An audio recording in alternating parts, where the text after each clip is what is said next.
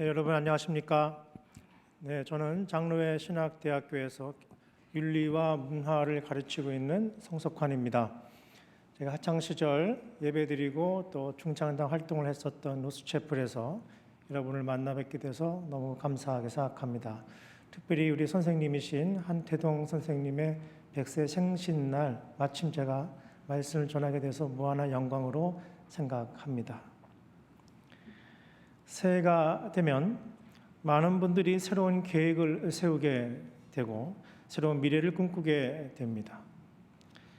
사실 매일 같은 날의 연속임에도 인간은 시간과 때를 정하여 전과 다른 존재의 이유를 부여하고 다시 시작할 명분을 찾곤 합니다.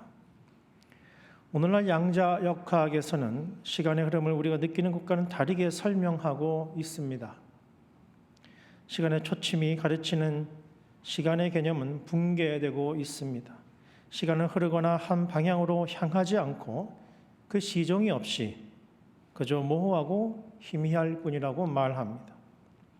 그런데 성서는 시간에 대해 종종 이야기하고 있습니다. 우리의 창조주가 하나님이시고 시간은 시작과 끝이 있다고 증언하는데 그것은 신의 영원성에 대한 상대적 개념일 것입니다. 인간은 하이데거의 말처럼 시간 내 존재이긴 하지만 성서는 인간이 시간을 거스르거나 혹은 공간의 제약을 초월하여 살아갈 수도 있다고 암시하고 있습니다. 그것은 미신이나 과학이 아니라 곧 신앙입니다. 기독교 신앙의 신비가 어쩌면 오늘날 최첨단의 양자역학을 반영하고 있는지도 모르겠습니다. 어제와 같은 오늘이고 오늘과 같은 내일일 뿐인데 오늘이 어제와 달라지고 또 내일이 오늘과 달라지는 이유는 단지 시간의 흐름 때문만이 아니라 영원의 참여, 곧 신앙 때문입니다. 그것은 과학으로 해명되는 것이 아니라 우주와 시간을 지으신 삼위일체 하나님에 대한 온전한 믿음 안에서 가능해집니다. 그리스도인은 신앙 안에서 언제나 시간을 넘어 살아가게 되는 것이지요. 아니, 시간을 넘어 살아가야 할 이유를 얻게 되는 것입니다. 오늘 본문은 그 이유를 우리에게 보여주고 있습니다. 오늘 우리가 함께 읽은 본문은 신비로운 장면을 담고 있습니다. 학자들에 의하면 예수님이 세례자 요한에게 세례를 받는 곳은 베다니 근처 요단강이었습니다. 요단강에서 사람들에게 회개를 요청하며 예언자들이 말한 대로 메시아가 오실 것을 외쳤던 세례자 요한은 광야에서 살며 사람들에게 물로 회개의 세례를 주었습니다. 그리고 외치기를 그리스도가 오시면, 메시아가 오시면 그는 성령과 불로 세례를 주실 것이라 했습니다. 드디어 주님이 요한에게 나오자 그는 주님에게 세례 주기를 완강히 거부하고 있습니다. 감히 자신이 메시아에게 세례를 줄 수가 없다는 것이었지요. 그러자 주님이 하신 말씀은 매우 의미심장합니다. 모든 의를 이루기 위하여 그렇게 하는 것이 옳다고 말씀하십니다. 성서에서 이 의, 헬라어로 디카이오시오네라는 공정함 또는 싱의 등의 용례로 보이는데 특히 마태복음 5장 6절에 아시는 대로 의에 줄이고 목마른 사람, 10절에 의를 위하여 박해를 받는 사람이 복이 있다고 말씀하시는 산상수훈에 등장합니다. 또한 6장 33절에 먼저 그의 나라와 의를 구하라 하는 구절도 여러분이 익히 알고 계실 것입니다. 종교개혁의 동력이 되었던 것으로 알려진 로마서 3장 17절에는 복음에는 하나님의 의가 나타나서 믿음으로 믿음에 이르게 하나니 오직 의인은 믿음으로 말미암아 살리라 라는 구절에도 이 의가 핵심적인 개념으로 나타나고 있습니다.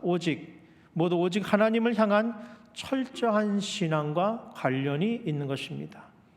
그래서 세례자 요한에게 세례를 받고자 하는 것은 본질적으로 주님 자신만의 의지이거나 인간의 시간에 구속되어 벌어지는 일이 아니었고 하나님의 영원한 구원의 계획과 의지 안에서 벌어진 일이었습니다. 그것은 하나님의 시간에 속한 사건이었습니다. 우리는 이 놀라운 장면에서 주님과 더불어 세례자 요한을 주목해야 합니다. AD 26년경 유대 총독이 그라투스에서 빌라도로 교체되는 시기였습니다.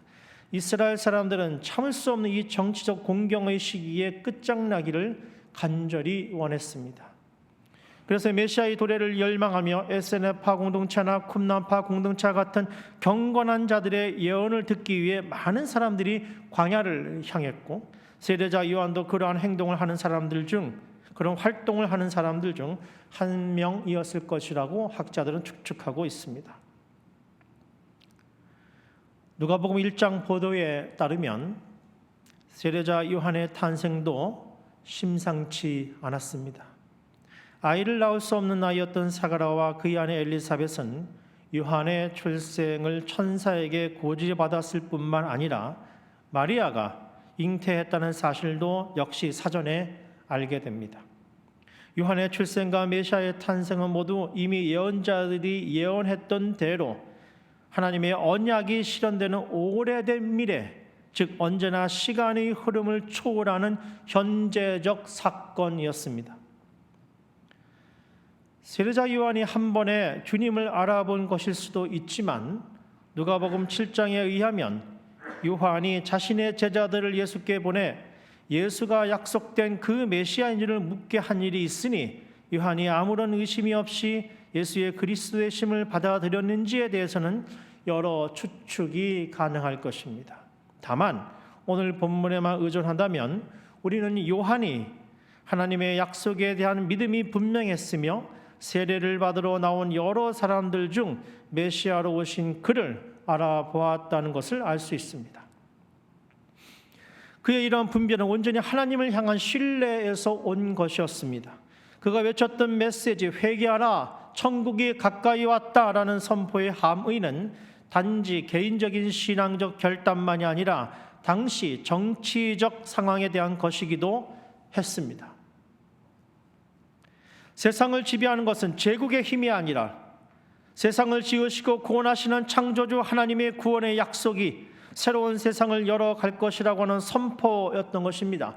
당시 정치적 건세를 누리고 있었던 헤롯 왕과 바리새인들과 서기관들은 세례자 요한을 싫어했고 결국 그들은 훗날 그를 살해해버렸습니다. 그는 결코 정치적 목적을 위한 주장을 한 것이 아니었지만 그가 외친 회개는 정치적 함의를 가질 수밖에 없었습니다. 세례자 요한이 기다린 메시아는 시간의 구석과 공간의 한계를 넘어서 온전한 자유와 해방으로 우리를 이끌어 주실 분이셨기 때문입니다.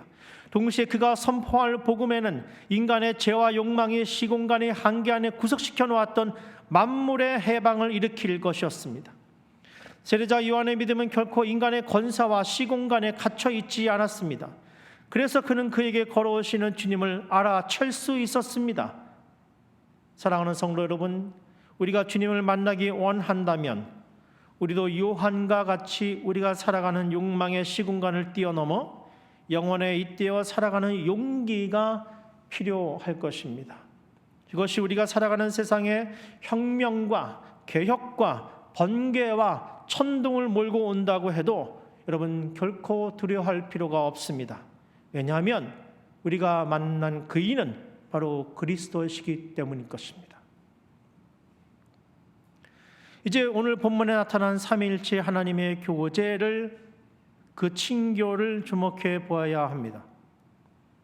우리는 삼위일체이신 하나님을 고백하고 있습니다. 천지를 창조하실 때부터 성부, 성자, 성령께서는 함께 계셨고 예수 그리스도의 십자가와 부활 사건 가운데 또한 함께 계셨고 오늘부터 영원까지도 삼위 하나님께서는 함께 일하시며 교제를 나누시는 것으로 우리는 고백하고 있습니다. 학자들은 삼위일체 하나님의 흔적을 성서에서 발견하며 소위 정통신학을 지금까지 형성해 왔습니다. 우리가 하나님을 삼위일체의 하나님으로 고백하는 것은 여러분 단지 교리적 의미를 가진 것만이 아닙니다. 하나님의 인격적 교제가 바로 우리가 함께 나눌 친교의 모범이 된다는 것이 가장 중요합니다. 그리고 그것은 교리를 넘어 하나님을 신앙하는 이들이 마땅히 감당해야 할 삶의 방식에 결정적인 영향을 끼칩니다. 삼위일체 하나님을 부정하는 이들은 이단이 되고 삼위일체 하나님의 관계를 본받지 않는 이들은 거짓 신앙인으로 살아가게 될 것입니다. 어린 시절 교회 학교에서 삼위일체 하나님을 배운 기억이 있습니다.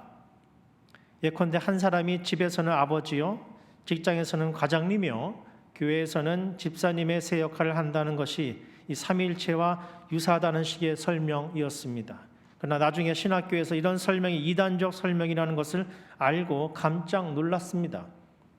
거기에는 삼위 하나님의 관계와 교제를 설명할 길이 없기 때문입니다. 삼위일체 교리는 이단들과의 투쟁을 통해 2, 3세기 니케아 콘스탄틴 공회를 거쳐 확립되어 왔고, 우리는 이제 그리스도를 하나님과 동일 본질이시며 참 신이시고 참 인간으로 고백하고 있습니다. 이런 고백에 있어서 가장 핵심적인 것이 바로 삼위 하나님의 교제와 그 신실한 연합입니다.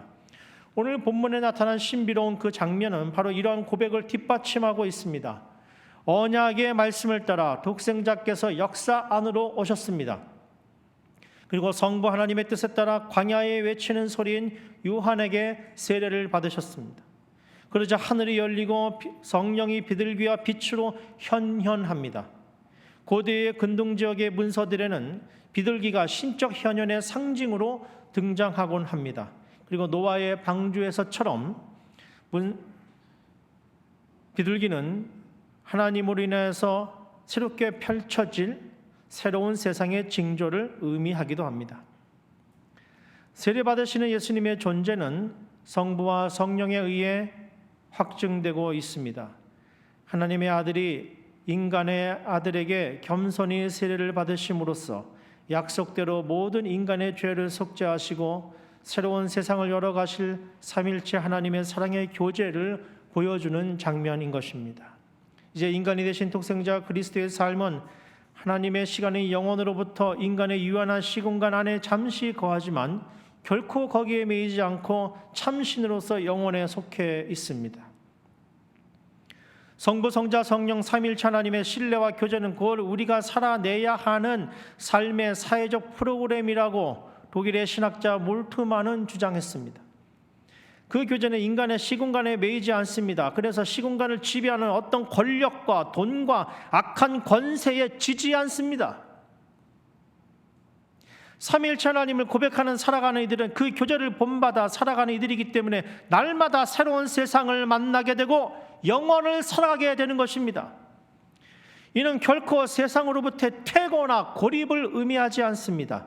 오히려 현재 세상에서 힘을 자랑하는 이들과 권세들에게 굴하지 않고 억울함과 고통 가운데 있는 이들을 삼위일체 하나님과의 새로운 교제로 초청하게 되는 것을 의미합니다. 그래서 삼위일체 하나님과 사귀는 이들은 오늘도 성령의 임재 가운데 하나님의 나라를 살아가게 되는 것입니다. 세상의 악한 이들은 그들을 미워하지만 하나님은 너희는 나의 사랑하는 자들이라고 말씀해 주실 것입니다. 그래서 삼위일체 하나님의 인격적 교제라는 개념은 반위계적이며 반군주적입니다. 그래서 삼위일체의 교제는 우리가 교회이다, We are the church 라는 종교개혁의 고백이 되어 중세의 교권주의자들의 종교 권력을 무너뜨릴 수 있었습니다.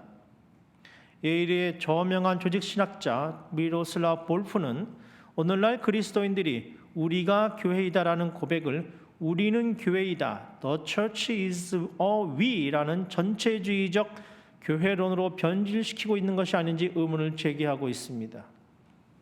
세례를 받으시는 하나님의 아들은 겸손히 자신을 낮추시며 하나님의 의를 따릅니다. 성령께서는 하나님의 사랑과 동행해 보증해 주십니다. 사람의 아들로 나신 예수 그리스도는 이제 묵묵히 자신의 운명을 받아들이는 삶을 감당합니다. 인간을 지배하던 어떤 위계나 권력도 이 삶에 개입하거나 지배하지 못합니다. 그래서 복음은 갈라디아서 3장 18절에 의하면 복음은 종이나 자유자나 유대인이나 헬라인이나 남자나 여자를 하나가 되도록 초청합니다.